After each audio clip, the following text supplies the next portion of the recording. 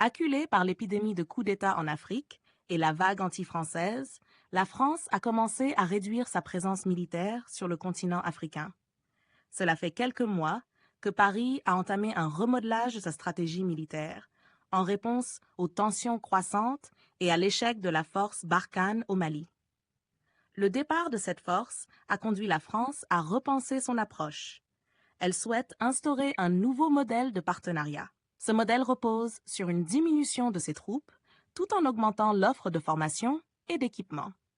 Les discussions avec les populations sahéliennes ont montré un développement significatif du sentiment anti-français, particulièrement au Mali, au Niger, au Burkina Faso et au Tchad. Il est clair que la situation est devenue difficile pour les Français au Sahel, notamment pour les militaires. Les habitants croient souvent que les groupes terroristes qui ravagent la région profitent d'une complicité avec la France.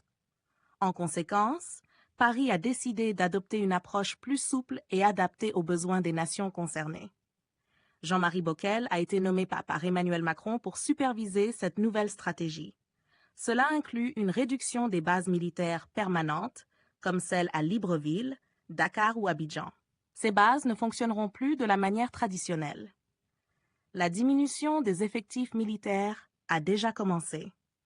Par exemple, le 17 septembre, la France a restitué son champ de tir de l'Homo-Nord aux autorités ivoiriennes. Dans les mois à venir, elle rendra également le camp militaire de Port-Bouët à Abidjan.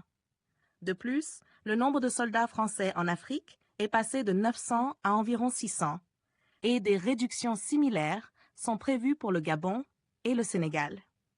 Malgré ces réductions, aucune modification n'est attendue concernant les 1000 militaires français basés à Djibouti, un point stratégique pour le canal de Suez et le Proche-Orient. Pendant que la France diminue ses effectifs, les États-Unis intensifient leur présence militaire en Afrique. Les forces américaines, estimées à 6500 soldats, sont actives dans 4 zones, offrant conseil et logistique. Suite à l'éviction de ses troupes du Niger, Washington cherche à redéployer ses forces en Afrique de l'Ouest pour lutter contre la menace terroriste croissante. La Côte d'Ivoire et le Bénin sont au centre des négociations pour établir de nouvelles bases américaines. Abidjan a déjà donné son accord pour une base à Odiéné dans le nord-ouest en réponse aux menaces djihadistes dans la région. N'hésitez surtout pas à liker si vous avez trouvé ces informations utiles. Partagez votre avis avec nous dans l'espace des commentaires et abonnez-vous à la chaîne pour ne rien rater de nos prochaines vidéos. Merci.